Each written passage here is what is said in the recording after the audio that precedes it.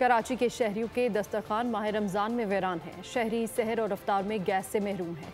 अगर कभी गैस भूले भटके आ भी जाए तो प्रेशर कम होता है। महकमा गैस की नाअहली के बायस ख़वातीन अज़ाब में मुब्तला है।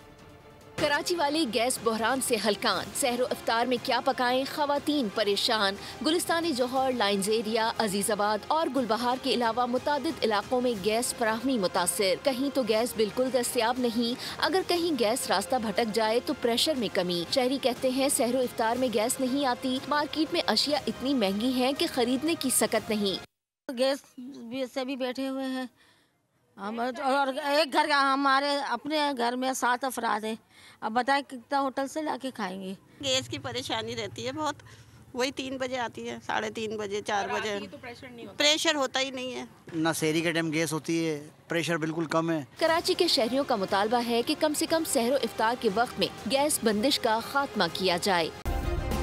सब्सक्राइब करें और बेल दबाएं ताकि कोई खबर रह न जाए।